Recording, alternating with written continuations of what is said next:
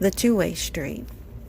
I say that because for my son and I, because that's the perspective and how I'm seeing it right now for us. I'm calling it two-way street because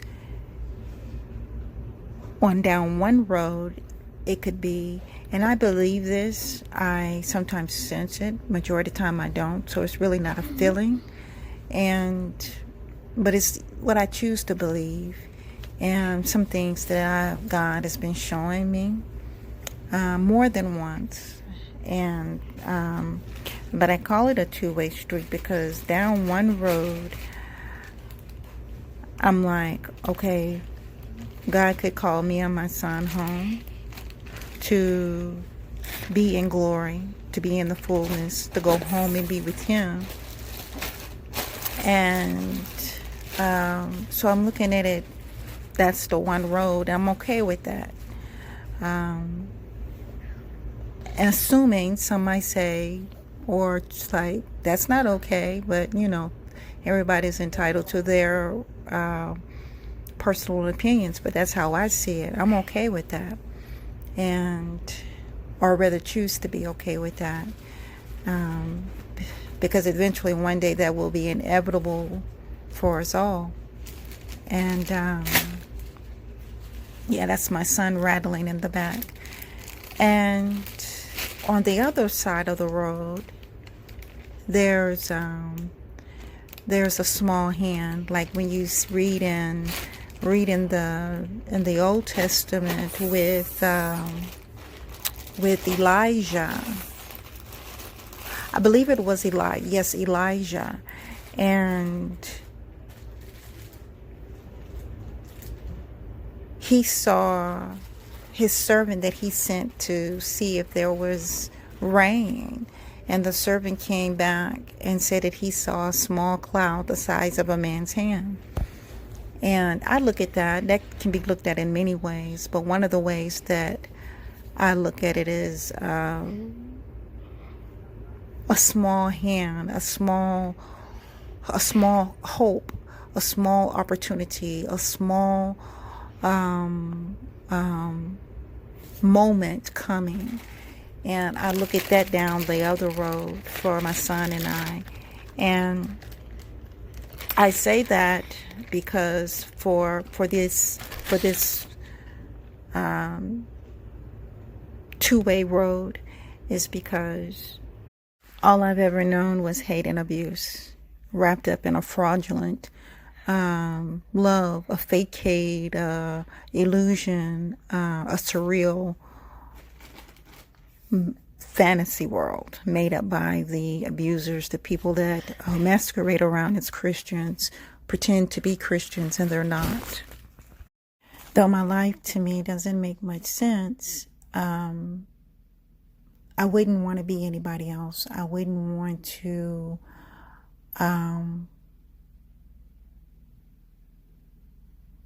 well, if my son, for example, if God had gave me another chance to go back and change things, I wouldn't.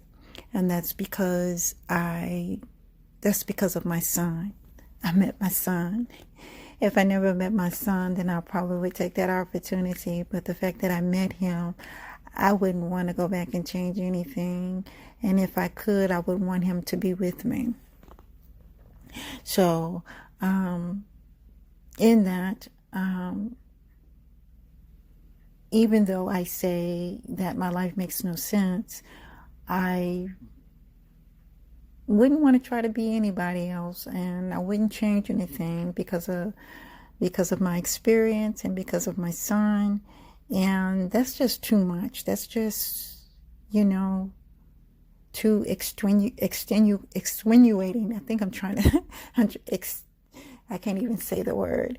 I'll just say exhausting.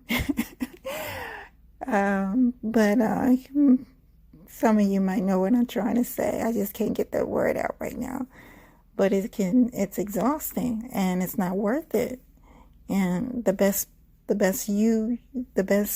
identity you can be is you. Even if you don't know that identity, push aside what you know that's not you, and take hold of that, that makes you feel good about you, that compliments you. And but still, it's a learning process, and it's not worth trying to wanting somebody else's life or trying to be someone else. But I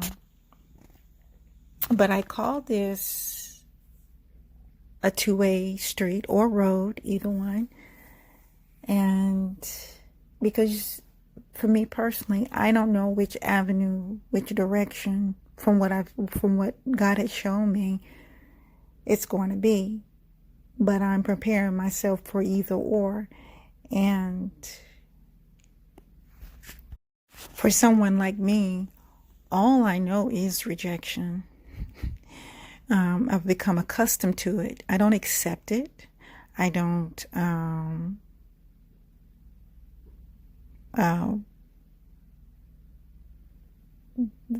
label myself with it, but that's what I know. I've become accustomed to it, and definitely accustomed to not only that, a lot of lies and smearing and stuff, and it brings questions and brings things to mind. Is this, I've done things, but never to the point of deserving what I'm experiencing, but I still can't complain.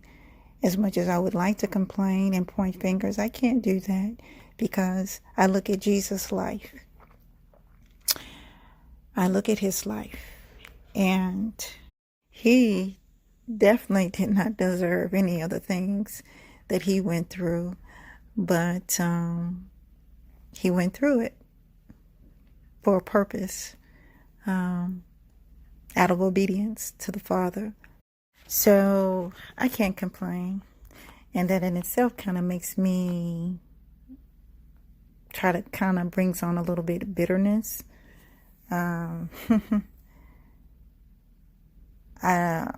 Or some other form of feeling that I can't really explain, because you do want to complain, but when I personally try to, I can't. I have no right to.